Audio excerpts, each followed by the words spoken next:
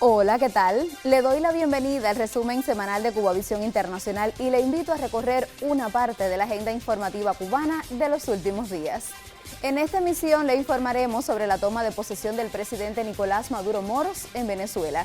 Le informaremos sobre la explosión sucedida en la provincia de Holguín que causó la desaparición de 13 personas y le contaremos sobre una iniciativa de jóvenes cubanos que reeditaron el ascenso al pico turquino y a la comandancia de la plata de Fidel y numerosos guerrilleros hace 65 años. Quédese con nosotros, ya comenzamos.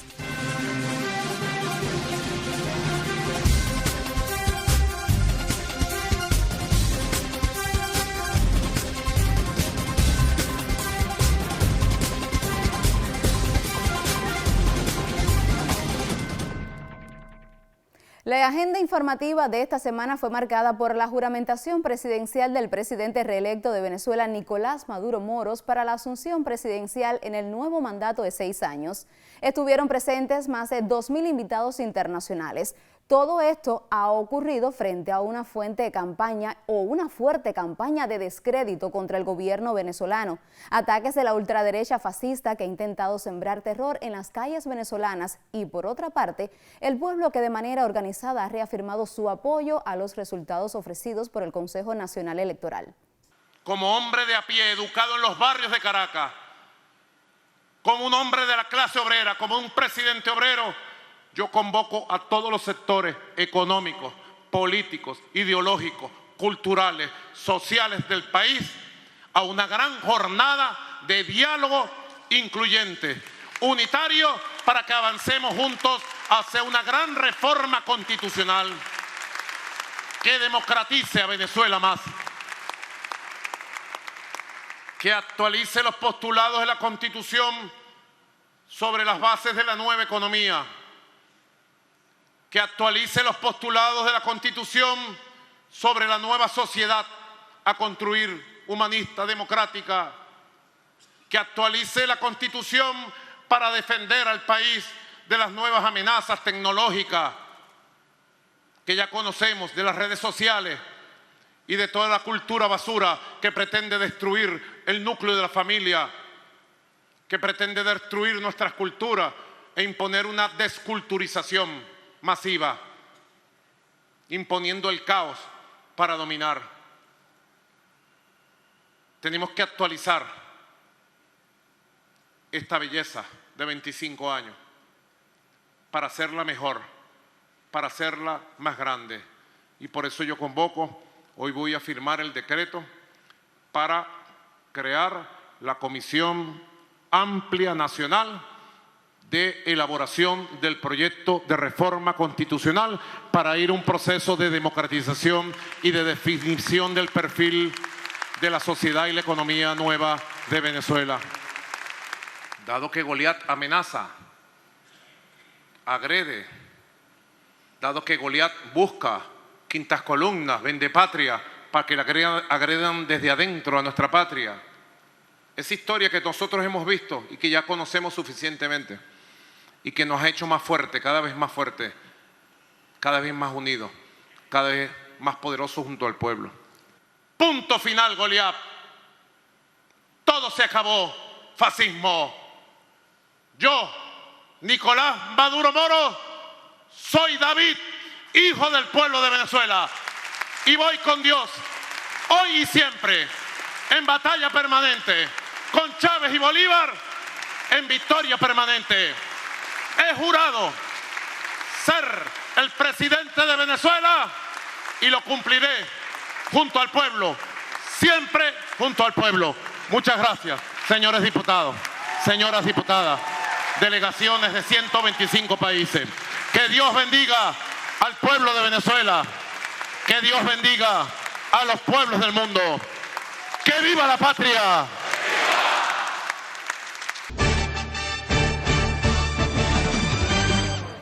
Este viernes 10 de enero desde Caracas, Venezuela, hizo un voto por la paz, la vida, independencia y la soberanía al tomar posesión su presidente Nicolás Maduro Moros luego de ser legítimamente elegido en las elecciones de julio pasado.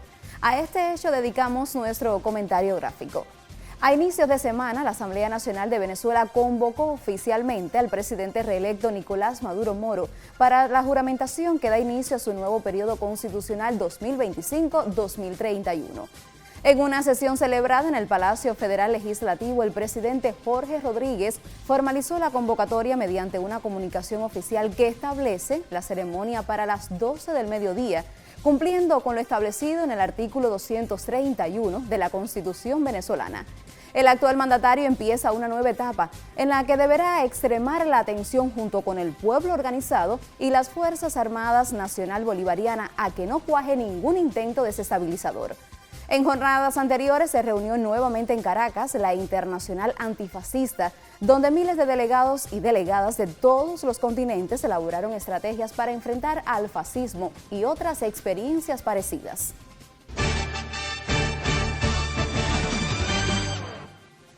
Autoridades de Cuba recordaron este 8 de enero la llegada a La Habana del triunfante ejército rebelde encabezado por Fidel Castro tras recorrer casi todo el país en la llamada Caravana de la Libertad. A 66 años de la entrada del comandante en jefe a la capital cubana, Miguel Díaz-Canel, primer secretario del Comité Central del Partido Comunista de Cuba, expresó en su cuenta en la red social X su emoción al rememorar el suceso y dio la bienvenida a la ciudad a quienes lo reeditaron. La Policía Nacional Revolucionaria de Cuba celebró el pasado 7 de enero el acto por el aniversario 66 de su fundación, encabezado por el presidente de la República, Miguel Díaz-Canel Bermúdez. La ceremonia, realizada en la Brigada de Patrullas de la PNR, además contó con la participación del primer ministro Manuel Marrero y el general de división Lázaro Alberto Álvarez, titular del Ministerio del Interior en el país. Un contrato entre Rusia y Cuba sobre el otorgamiento a la mayor de las Antillas de un crédito por $60 millones para la compra de combustibles será firmado en los próximos días, según informó el embajador cubano Julio Antonio Garmendia. El diplomático señaló que además del crédito, la ayuda rusa incluye un donativo de $2 millones para la adquisición de piezas necesarias en la recuperación del sistema electroenergético de la nación caribeña. El viceministro primero de Relaciones Exteriores de Cuba, Gerardo Peñalver Portal, cumplió una intensa agenda bilateral durante la visita oficial al estado de Qatar del 6 al 8 de enero del 2025. Peñalver Portal agradeció el tradicional apoyo del Estado a favor de la resolución contra el bloqueo económico, comercial y financiero impuesto por los Estados Unidos contra Cuba. Asimismo, trasladó la voluntad de continuar consolidando los vínculos bilaterales en todas las esferas de interés común, con especial énfasis en el ámbito económico, comercial y de cooperación.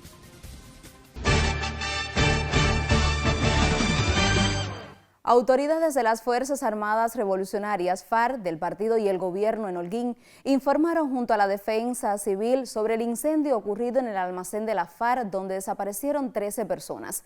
En la actualidad se le presta total atención a lo sucedido allí y se investigan las causas. Cerca de 490 personas que habitan en zonas cercanas al siniestro permanecen evacuadas. La situación ocurrió en la localidad de Melones, del municipio Rafael Freire de Holguín, en el oriente de Cuba, tras la explosión en una unidad militar donde se almacenaba material de guerra. En un reportaje del noticiero estelar este miércoles, las autoridades locales narraron cómo fue la estrategia de evacuación y los trabajos para garantizar los alimentos a los afectados, incluida la leche de los menores. El jefe del Estado Mayor de la Defensa Civil General de División, Ramón Pardo Guerra, llamó a la calma e informó que se está valorando la posibilidad de que algunos vecinos retornen a sus hogares, siempre evitando riesgos. En la zona de mayor peligro han estado desde el primer momento los principales jefes del Ejército Oriental y de la Región Militar de Holguín, al igual que Joel Queipo Ruiz, miembro del Comité Central del Partido Comunista de Cuba y primer secretario de la organización en territorio holguinero, y Manuel Hernández Aguilera, gobernador de Holguín, así como los integrantes del Consejo de Defensa del municipio y otras autoridades locales. Este 20 de enero, Donald Trump volverá al despacho oval de la Casa Blanca por segunda vez. ¿Qué esperan los cubanos del magnate que en su primer periodo presidencial intentó hacerles la vida imposible? Sobre el tema, Fabiola López, corresponsal de Telesur desde La Habana, nos brinda el siguiente reportaje. ¿Cómo impactará en Cuba una segunda vuelta de Donald Trump a la Casa Blanca? ¿Qué esperan los cubanos de un presidente que en su primer mandato arreció las medidas de máxima presión? ¿Cómo ven su futuro inmediato los habitantes de esta isla con un magnate como Trump nuevamente en el poder? Son algunas de las interrogantes con las que Telesur salió por estos días a las calles de La Habana. ¿Qué espero? Bueno, espero más problemas para nuestro país, espero más restricciones. A los que están allá les va a hacer bastante mal también, porque él creo que va a devolver a todo el mundo para Cuba y cosas así, que no tenga papeles, va a virar para atrás y todo. Cualquier medida que se tome no es con el gobierno, las medidas son contra el pueblo, que definitivamente es el que sufre y padece. Nada bueno se debe esperar de él, porque él dejó cositas pendientes en el otro mandato. Me imagino que con este venga, como decir, a la revancha, ¿no? Por lo menos con el tema Cuba. Yo quisiera estar dentro de él para decirle, cambia, compadre, afloja. Pero bueno, eso hay que esperar. Teniendo a Marco Rubio al frente del Departamento de Estado es muy complicado que podamos esperar nada más que ataques de tipo diplomático, económico.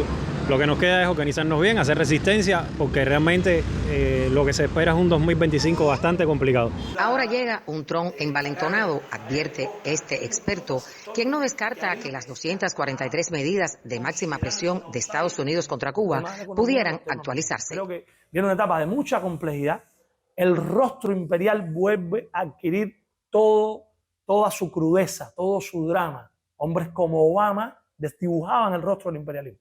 Eran personeros del denominado poder inteligente, el poder capaz de seducir, capaz de imantar profesionales. Trump encarna toda la crudeza del drama de la historia del capitalismo y de su proyección hacia América Latina como patio trasero, porque nos desprecia, porque dice que somos lugares con palabras indescriptibles, porque habla de deportaciones gigantescas, inimaginables. Claro, supone también un reto para la unidad latinoamericana y para la capacidad de establecer alianzas. En un primer mandato se restringieron remesas, cancelaron viajes, cerraron negocios y acercamientos bilaterales.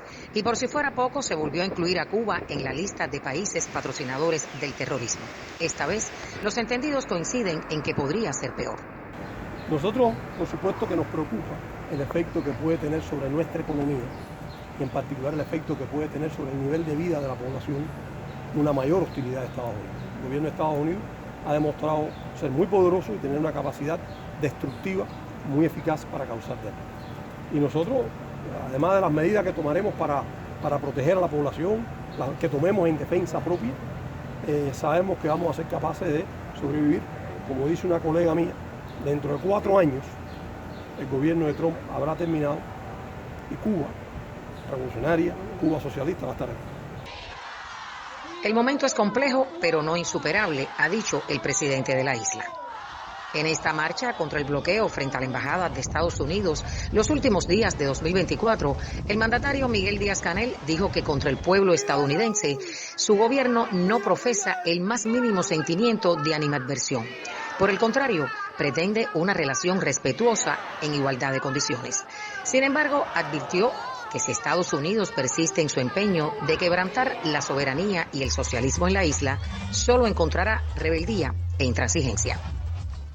En el municipio de Marianao, una nueva experiencia entre la Federación de Mujeres Cubanas y la agencia privada Tatamanía atiende a adultos mayores que viven solos mediante los servicios de cuidadores especializados. La iniciativa pretende extender a otros municipios de la capital y otras provincias de Cuba. En plena faena para la elaboración de una caldosa, sorprendimos a Mavi Susel en su casa. Dedicada al trabajo social en su natal Marianao, desde hace muchos años es promotora del quehacer de la Federación de Mujeres Cubanas en su comunidad y una activa defensora de los derechos sexuales y reproductivos de la mujer. El trabajo social depende primero de la sensibilidad humana que tenga la persona que va a hacer ese trabajo. No todos pueden hacer ese trabajo, porque requiere de amor y, como te digo, todo el mundo no está capacitado para eso. Eso tiene que nacer con la persona, porque lo que es ser trabajador social tiene que llevarlo en las venas. Mavi, conocida como la primera persona en someterse a una operación de cambio de sexo en Cuba, no deja de sorprender. Por sus condiciones de salud, fue seleccionada para ser beneficiaria de una nueva alianza de trabajo entre la FMC y la Agencia No Estatal de Cuidados Especializados, Tatamanía. La FMC nos dio 5 familias, que son las familias más vulnerables que teníamos en este momento, para que nosotros viniéramos con un grupo de los trabajadores de nosotros a prestar servicio, ya sea hacerle su comida, lavarle su ropa, limpiarle sus habitaciones. Buscamos a las familias más vulnerables, las más necesitadas, que no es que sean las únicas. Las personas por lo general se hacen muy reacias a recibir personas extrañas a su familia, porque están acostumbrados muchos a estar solos, otros tienen sus costumbres, pero bueno, la aceptación ha sido buena. A solo unas cuadras de Mavi, Emilio comparte con alegría la posibilidad de sentirse acompañado con esta experiencia que ha tocado a su puerta. Hace 12 años, un accidente cerebrovascular lo alejó de sus habituales labores como chofer y le impuso un paso diferente que ha sabido manejar con astucia y optimismo. Nos insertamos a la MIPYME esta de Tatamanía, la federación, con los casitos vulnerables que tenemos, los viejitos que están necesitados de atención, de roce social.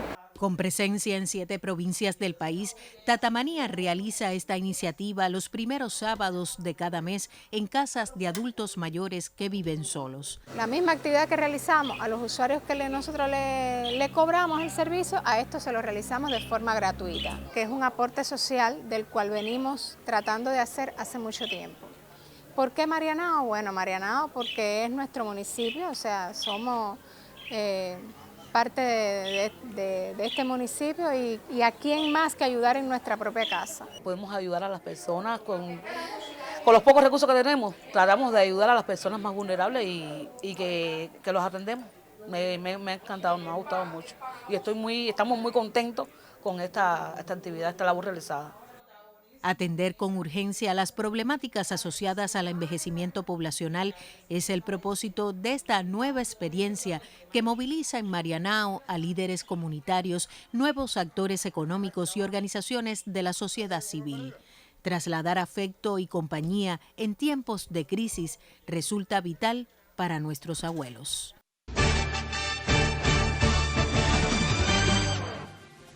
El presidente de la Asamblea Nacional del Poder Popular de Cuba, Esteban Lazo Hernández, expresó sus condolencias y solidaridad a China tras el terremoto de magnitud 6.8 que sacudió a la región autónoma de Xizang o el Tíbet. A través de su cuenta en la red social X, el titular del Parlamento cubano envió condolencias a los familiares de las víctimas del sismo, que dejó al menos 95 muertos y 130 heridos.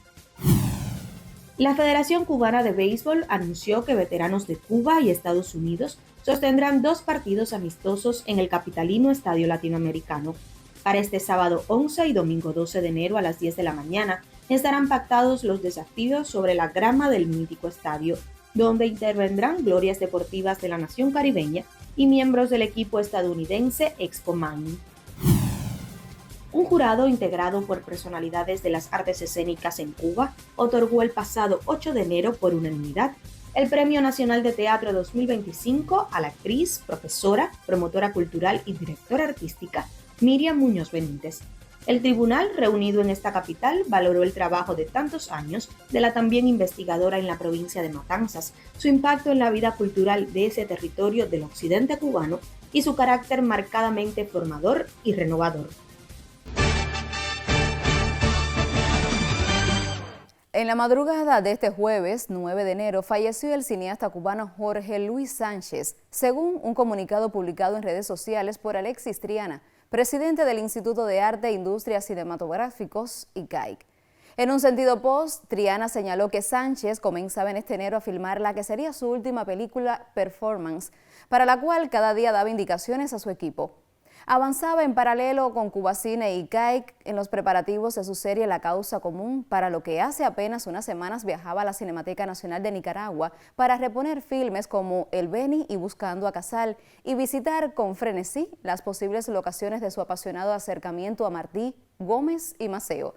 En tanto, su filme Cuba Libre inauguraba el primer festival de cine cubano en Washington, Estados Unidos, reseñó el presidente del ICAIC. Una repentina y mortal enfermedad nos priva de su genio artístico en medio de grandes empeños conjuntos, señaló. Despidámoslo con la inmensa ovación que merece toda su obra. El Instituto Cubano de Arte e Industrias Cinematográficos brinda su más sentido pésame a su esposa e hijos y comparte a esta hora el dolor de todos sus amigos y compañeros. Jorge Luis Sánchez había nacido en La Habana en 1960. Graduado en Pedagogía, se inició como cineasta aficionado a los 18 años. Fue fundador de la Federación Nacional de Cines Clubes de Cuba. El presidente cubano Miguel Díaz-Canel Bermúdez acompañó a 65 jóvenes en su ascenso a la Comandancia de La Plata. Con Fidel en las alturas, así bautizaron la ruta histórica. Por los empinados caminos de la Sierra Maestra que llevan a la comandancia de Fidel en La Plata, marchó el presidente Miguel Díaz-Canel Bermúdez acompañando a decenas de jóvenes cubanos, y lo hizo justo cuando se cumplen 65 años de que el comandante en jefe, junto a unos 300 estudiantes universitarios, volviera a estas montañas de donde bajó victoriosa la revolución para conmemorar el primer aniversario del triunfo de enero.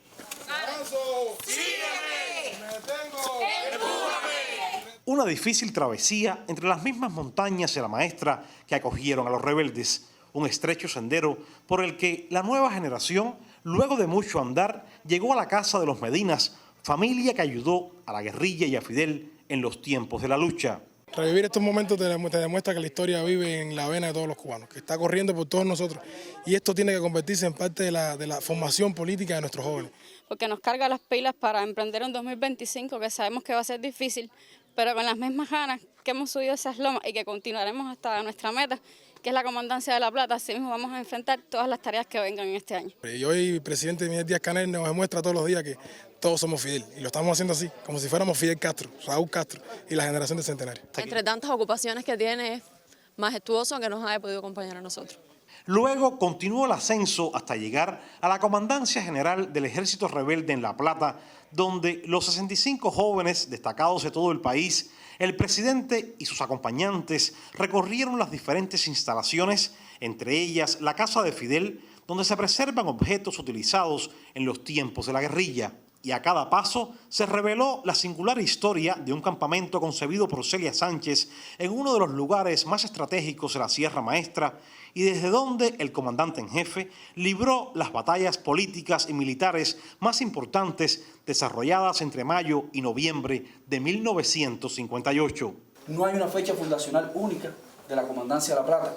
No obstante, nosotros celebramos el 1 de mayo como la fecha fundacional de la Comandancia de La Plata, porque fue en todo el mes de mayo donde ellos prácticamente se mudan hasta aquí. Del 58. Ajá, del 58. Fidel escoge La Plata precisamente por varias razones. Una de ellas es el apoyo campesino en la zona.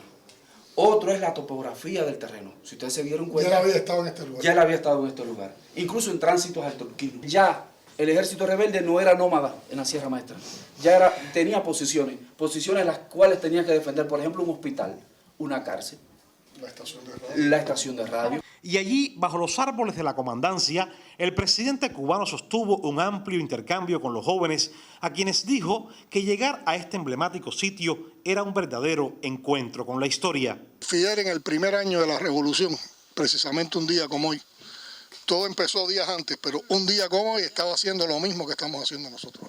Y Fidel les dijo algo así: venimos a la Sierra Maestra, venimos a estos lugares a renovar las energías para enfrentar el segundo año de la revolución. Esta experiencia del encuentro de la juventud con la historia de Cuba, coincidieron todos, tiene que multiplicarse, y pidieron que se organicen excursiones desde las escuelas, universidades y centros de trabajo a lugares donde ocurrieron hechos de nuestras luchas. Yo creo que hay muchos lugares en Granma, en Santiago, pero en toda Cuba hay muchos lugares por lo que podemos reeditar eso y siempre salir con fuerza para seguir echando para adelante, que es lo que nos hace falta. Y por lo tanto lo que hay es que tratar de hacer todos los días algo que beneficie a la revolución. Y optimismo. Optimismo. La razón la tiene la revolución. La razón la tiene el pueblo cubano. Nosotros no merecemos estar bloqueados. Es injusto, es criminal. Nosotros no hemos agredido nunca a los Estados Unidos. Nosotros no hemos hecho nada contra los Estados Unidos. Aquí lo único que se hizo es una revolución para emancipar a este pueblo, para darle todos sus derechos. Un ascenso a las cumbres del Oriente que le dejó la certeza a todos que podrán escribirse muchas páginas en nuestra historia como se ha hecho, pero que nada será más elocuente que adentrarse en la Sierra Maestra para comprender la grandeza de los hombres y mujeres que desde las montañas y liderados por Fidel hicieron posible hace 66 años el triunfo de la revolución.